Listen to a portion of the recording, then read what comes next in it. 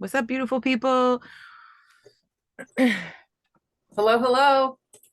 We are on a topic that we started talking about spontaneously and decided this was going to be our theme for the show today. So here we go. We're talking about setting sacred space. So we were talking about how to introduce our shows, and we're just being 100% transparent with everybody. Like, whether we wanted to do it like this big grandiose way that I usually do with every client I see, with every virtual soul care session I do, or if we wanted to keep it nice and simple for people that just want to jump right into the subject. But we thought this is a great subject to start with. Mhm. Yeah. So, yeah, Amy, you want to tell a little bit about how you like to set space with people? You know, I do a short condensed version. I love your way of opening up space. Um, but I just go to the point where I, I start out with this grandiose, like long version of who everyone I want to invite in spirit. But then I feel like I do that enough that I just say, my whole team of light, everyone that's working with me, I bring into this now to support this healing process or this healing space. Um, but yeah, so that's really what I do. And I just kind of I just set the intention of being surrounded in this by my like ancestors, by my say the guardian angels, teams of light. I mean, that it's just so broad. Like we can have star family, we can have galactic ancestors like that. Ascended masters, archangels, and then specific deities that you want to call in. Like Kuan Yin, like all these different. I mean, it's so vast, but and everyone has their preferences for who they want to call in, as long as it's aligned with the light 100%. Um, but I just intend all these things and then say, and I know and I feel they're here.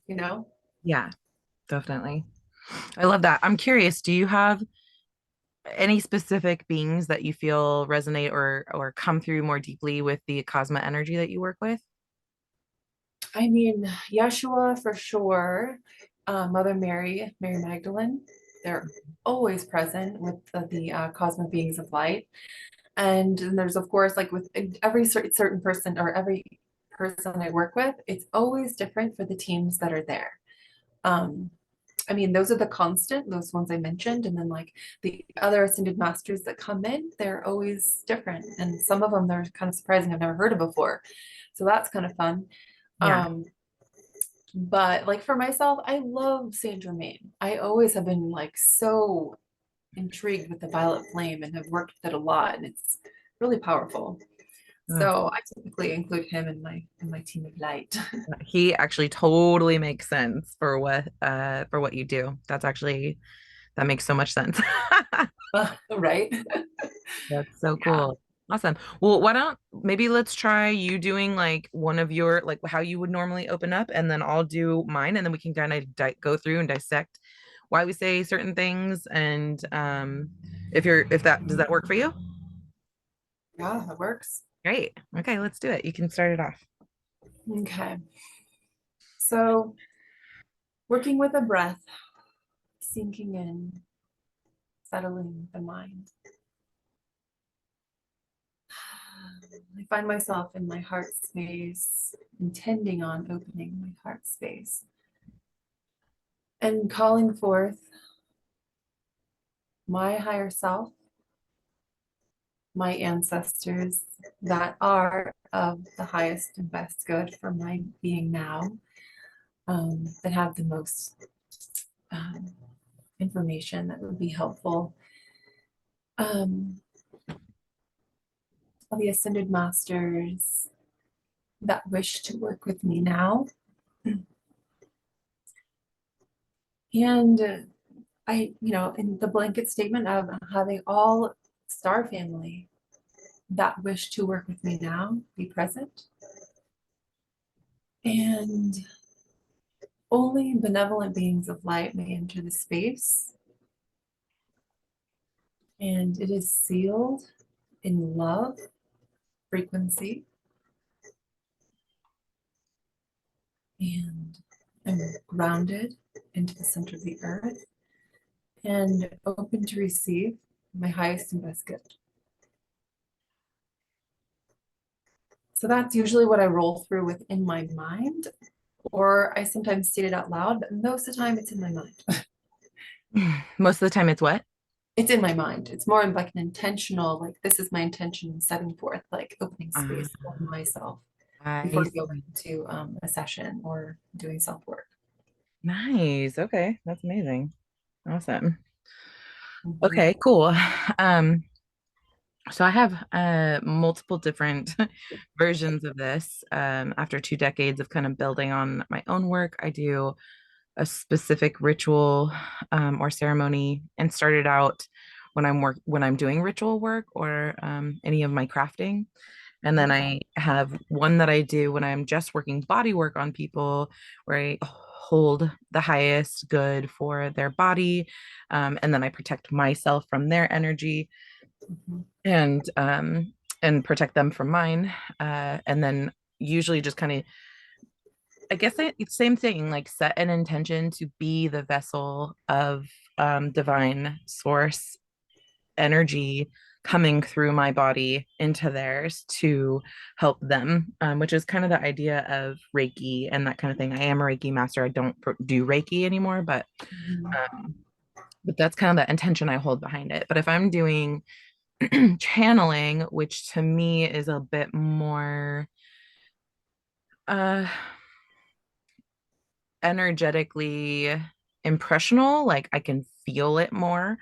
And if I don't do certain protection work, I can carry it with me or have a hard time releasing it, um, Mhm. and that kind of thing. So that's why I do this like longer. I call it my heavy duty, my heavy duty one. So I'll go ahead and start into that. All right. So we call in so and so's angels, healers, spirit guides, archangels, ascended masters, galactic family, ancestors, any and only beings of pure sovereignty and pure benevolence who can be of assistance in today's session. We also call, most importantly, so and so's highest self to be present here with us. And then I call in my spirit team, my angels, healers, spirit guides to just be with me, surround me, and to help me bring forward energy, healing, and messages with clarity and ease, love and light. We ask that all beings and all teams here work harmoniously together to um, allow the highest of the highest of the highest to be shown, of the highest of the highest of the highest, to bring so and so to the alignment with their highest path, their highest possible path. And we create a sacred circle of love and light and protection so that only any and only beings of the highest frequency may be allowed in this space. And we ask that any and all healing messages and energy that does come through, I kind of already covered that, but be of the highest of the highest of the highest good for so and so at at this part of their path. And so it is. Thank you. And so it is. Thank you. And so it is. Thank you. Beautiful. And then lastly, I'll also mention as a body worker, actually, and doing the virtual soul care sessions, I clear I actually have like a ritual where I take my 3 deep breaths. I clear with the first deep breath, I clear my energy of anything that became before this moment. And I tell my client to do the same so that we can clear ourselves of anything that isn't of the present moment.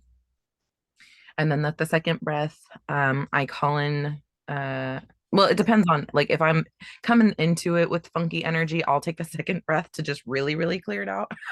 Mhm. And then I'll take another breath to call in divine source energy to fill my cup, to fill my body, to fill my aura, to fill my bubble completely. And then with that last breath, I call in more of that energy to be overflowed into me so that it's not draining me of my energy, but it's overflowing out of me into my client. And so that's all, again, this is all after 20 years of learning, oh, wow, this is really affecting me or that, or, you know, so I have lots of different things that I do for different times and different kinds of sessions. So, yeah, that's what I do. I love it. I absolutely love that. And I love how incredibly thorough it is with the intention setting. And I think I have a lot to learn as far as doing this too, because being energetically sensitive to others' energy, as you've learned through doing this so much, Mhm. it's important for those intentions to be set each and every time. Yeah. Maybe verbally is the way to do it. And I don't know that it would work with just doing like, my normal saying and intending it. I Right. don't know if that works. Yeah. Yeah. I don't know. Well, like, I guess that makes a lot of sense too. Cause like, when I'm doing those deep breaths, I mean, I've been doing massage for 19 years. So I don't like, I just like, it's just something I had to train myself with. But then when I got used to it, it's almost just like I don't even think about it anymore. I'm like, clear, clear, fill up, and then flow into them. Yeah.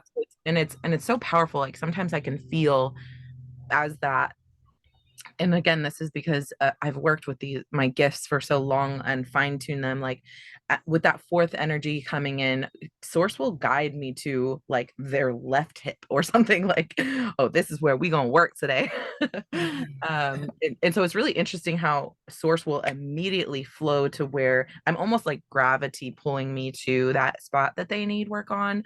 So Mhm. that it gives me kind of like hints of like, oh, okay. And if it's either really dense or really hot, I'll get like sensations like that. So I think that's just part of practicing, right? Like I never got that at first.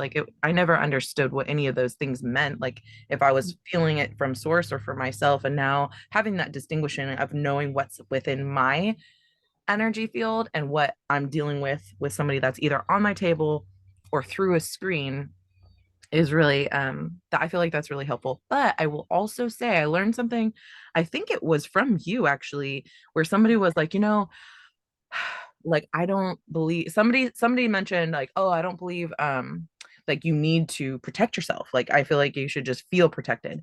And you just know. And so I don't know if it was you that I was having this conversation with or not, but I thought that was so interesting to me, like, oh, like, and so it's actually changed a lot of how I just trust that I am protected. And that's a huge part of doing this, right? Like we're saying all these things. It's Mhm. not necessarily that saying these things or doing, doing I do sun salutations as I take my deep breaths and clear my energy. And it's not as if those things are doing it, right? It's just creating a ritual of trust, that I trust what I'm saying, that only these beings are going to be around me, and that I am protected, and that I will only allow, beautiful supportive energy to come through. It's a trusting thing more than it is like, oh, I need to be scared of things around me. But that was a big perspective shift I had to make. And that was pretty recently too. Yeah, that's a huge one. I mean, I think we're all there for a long time until you get to the point where like, no, I know I'm in a column of light. Like, and Right. I know I'm in this impenetrable shield of love, and because I intended it to be so. And because I was also like the perspective shifts along the way of gaining awareness. Wow. Yeah. it's it's pretty vast in where I started and where I am now. And I mean, still, there's so much more to go of gaining awareness. But it's pretty phenomenal. But I love that. I love the ritual aspect of how you word things, because rituals are important, and they become little cornerstones of habit, and it makes you not forget things. Yeah, Um, definitely. I yeah, feel like it also creates clarity. That is yeah, like one of the biggest things is like things like I say sovereignty and benevolence. Like and again, these things have come from experience. So I've had experiences where I didn't protect myself and things came through or people came in that I was like, oh shit, like how do I deal with this? Like I don't even so it was more of like a I learned how, like, when it was necessary, and I learned how to feel when something wasn't right or whatever. And there's been some instances in doing this work that I got really, really uncomfortable and mhm, probably psychically attacked after that for a couple weeks that made me learn my lesson. So, as much as I do trust, I feel like it's also creating more trust in myself when I say these things, creating more trust in my team, creating more trust in my higher self to keep me protected.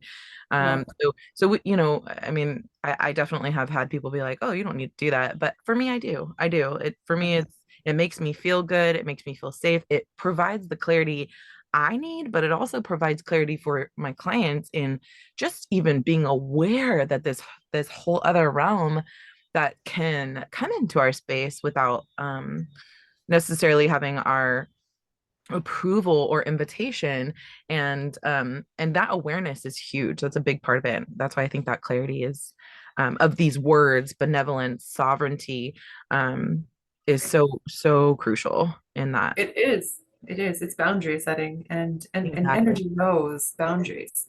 Yeah. If you don't have boundaries up, you become a target. Right. Um, and Exactly. it sounds so weird, right? Like before becoming like energy worker, I'd never even considered this to be a thing. Right. But the world of energy, which we are mostly comprised of energy, and then physical, Yeah. um, how important words are to ourselves. And so, I'm on the fence. Maybe it is more important to say the words and not just intend with your mind but I don't know, maybe they're equally important, but play with them how you may. But like, words are spells, if we think about it. If we think about what we say and what the intention is behind it, there's a lot of words within the English language that mean the opposite of what you're saying. Mm. Um, so it's kind of a form of trickery in a sense. So yeah, so what I've been becoming more aware of is words as intentional spells. And you can say them and you can also intend them with your mind. And they're powerful. So just working with it, like body be love is a really powerful intention. And also it has a lot of power behind it Mm. because you're aligning your body, you're stating your body to be pure love, like the love vibration. So you entrain with your thought intention of entraining to the vibration of love. I love that. Yeah, I mean, there's so many of them, but yeah, it's really cool. And I use a lot with water, like water be love. And so then before you drink water, you would, you know, drink in that liquid love and it goes into all cells of your body because our body is mostly water. And we then resonate as that love frequency. I love that. That's amazing. Yeah, I know putting that intention into our water or any food we eat even is like so important. We could eat a donut, but as long as you're not thinking, oh, this is terrible for my body when you're putting it into your body, it Right. can have a totally Yeah. different vibrational effect on your body. Um, Yeah. I think it's important to also like just probably within the last year, maybe a little more is when I channel I talk to all these beings and um I've realized that even some of the shadow beings or the beings that I didn't feel comfortable with, like I learned, well, this was probably more years ago. I learned in the last couple of years that not all of them, like, okay, so for example, I had a client who was from Peru, and he had some ancestors who had practiced some dark magic in Peru, lots of it, and really dark.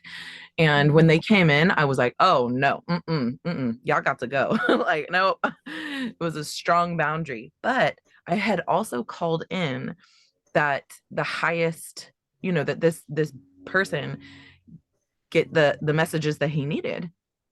And so that happened, and he um he had to get these messages from these ancestors. There was no other way of getting these messages, and he was called to his purpose and work from not just that session, but I think he got a lot of clarity from that. But I kept these beings at a distance. Like I was like, I don't know about you. Like you feel really uncomfortable to be around. But I learned from that experience that not always is it bad to have those around, because I'm calling these beings forward for the highest good. So and then the other part of that is that I realized just recently, that was in the last year, that all of these energies are really just aspects of our higher selves. So when Archangel Michael comes forward in someone's session, I know that they're usually calling, like, needing a little extra protection, or some kind of cord release or healing or whatever. Yeah. If Archangel, if certain, deities or whatever, like, I know what they are, what their strongest energies are used for, Yeah. and that if they're coming through, this is probably some of the work we're going to be doing today.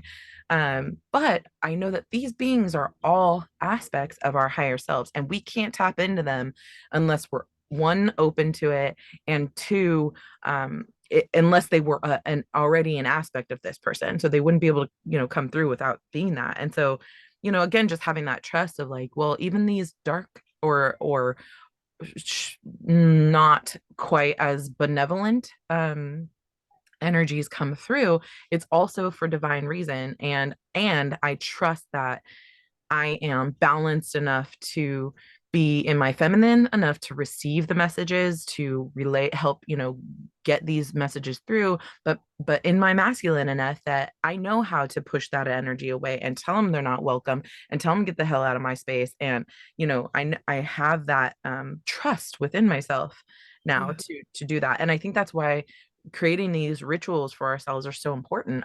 I've empowered my daughter in her dreams state. She was super sensitive, but we've come up with just these really cute, fun, random things that we do every single night now, and have for most of her life. And we don't go a night without doing them. And she still gets some things, but not nearly like she did. And it makes such a huge difference. So I've actually created, and I've shared with you, Amy, too, and almost all my clients I share this with. I made like an infograph of, maybe I'll try to like attach it somewhere in here, but Yeah. just like this really basic grounding and protection routine. And I just tell people, like, take one thing out of it and start with that, and then make it your own. Like, have fun with it, like, make it feel good. My daughter and I like get in bubbles every night, and like literally Yeah. get to pick different colors. Like last night, mine was like teal with some cool gray swirls and sparkles, and hers was like this brilliant opal. And we have fun with it. We make it this, Right. and it feels good. It feels so good. So I think that's the most important part, is doing what feels good for you. Not this is doesn't my thing is not does not work for everyone. Right. Other people's thing doesn't work for me. I created my own based on my experiences and what I'm meant to do in the world. So I think it's really important to point that out too. Yeah. And that exercise is awesome. I use it all the time with Hadley, my youngest, and the others. They play around with me sometimes, but it's Mm-hmm. mostly the youngest that loves this stuff. She's still in Totally. that imaginative age, Yes. and it Yeah. really is fun It every is. night, like, finding that bubble. Like, what color is your bubble? Yep. Yep. And we do, I don't know, there's a song her somebody had taught her at some point. And so we go and find like her crystal or something, like a stone or something that she can connect to in the earth, and then a symbol or a planetary being in the sky for her to connect with. And we sing like this song. It's like, my roots go down, down into the earth, my roots go down. And she just sings it and sings it and sings it to keep her focus to go into the earth. There's just so many things that you can do to make it fun and make it yours, and make it feel good. So that's what I love about it, is it's so different for everyone. So I think this is a really important conversation for us to be having. It is. It is. It's so helpful.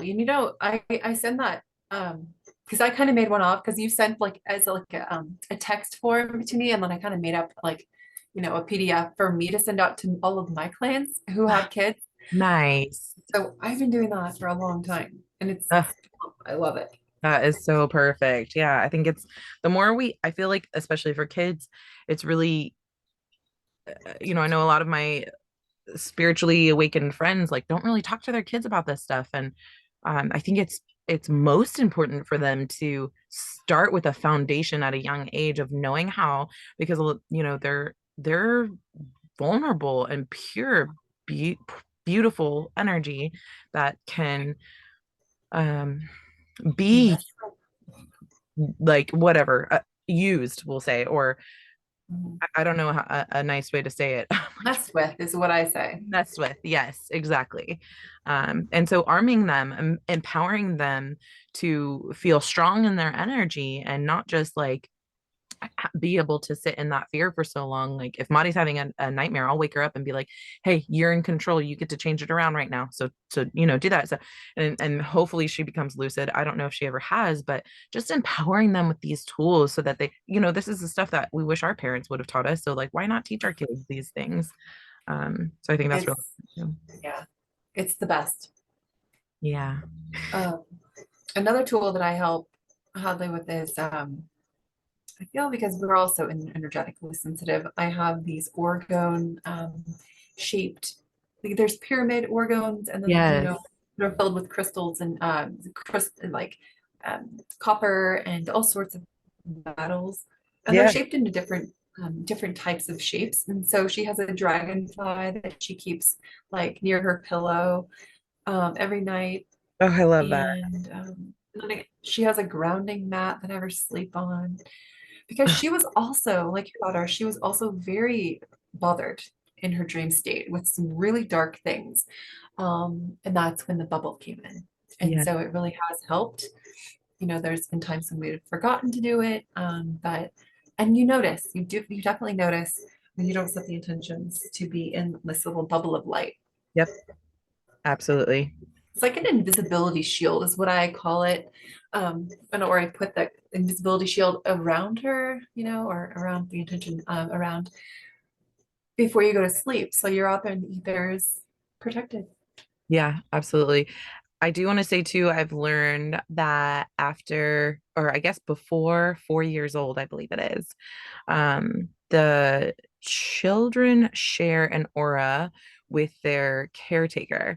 So if the child just isn't able to do that quite yet, it is the parent is able to call on the spirit team and ask for that as well. So you can do this for your kid until they're able to do it themselves. But I really recommend starting them as young as possible, to get them into that. And maybe this is for another conversation, but I also want to mention astral travel and lucid dreaming. Like all of that is different realm stuff and equally as Yeah. important to set these intentions with, especially if you're intending to astral travel.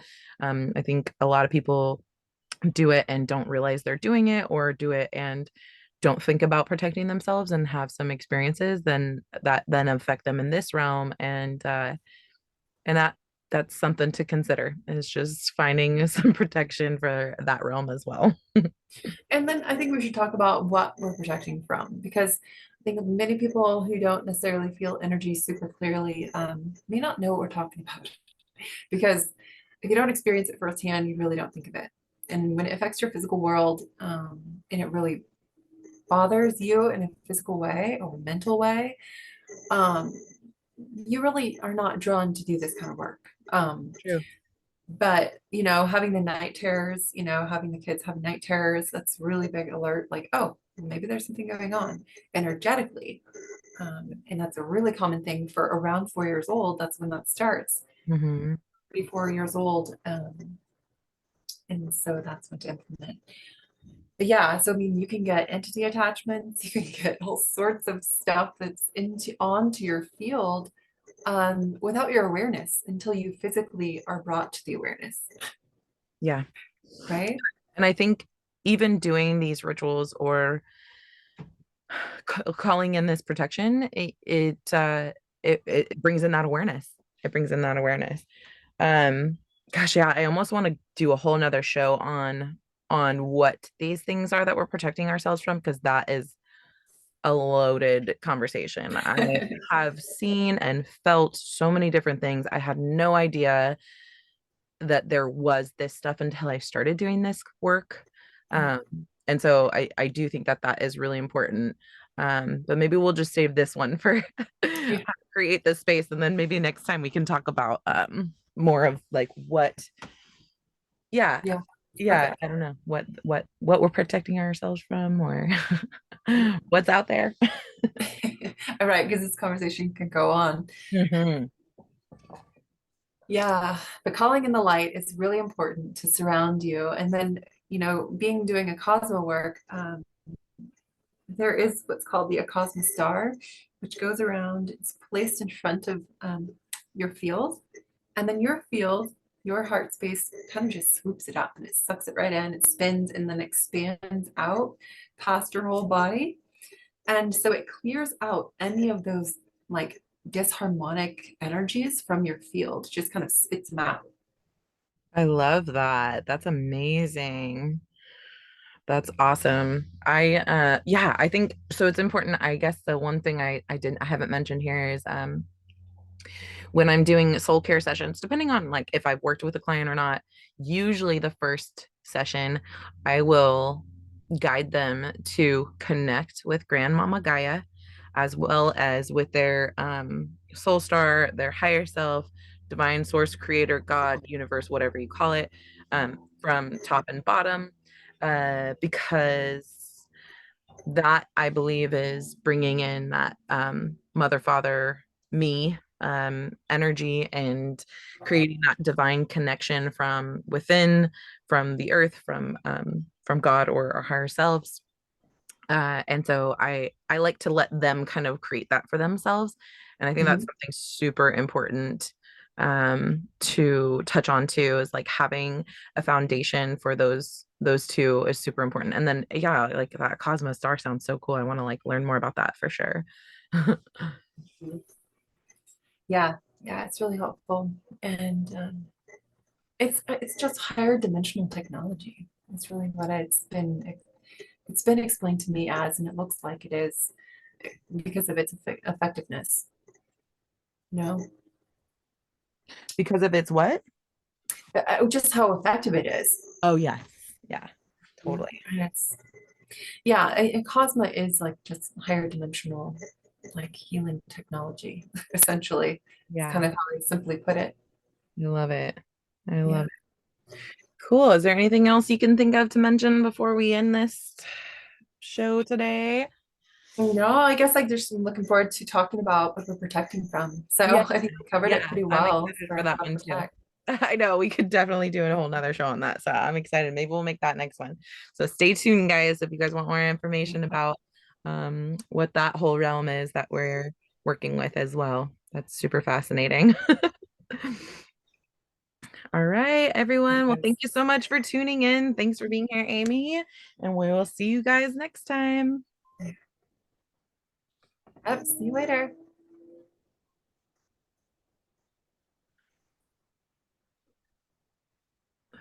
Can't get it to stop.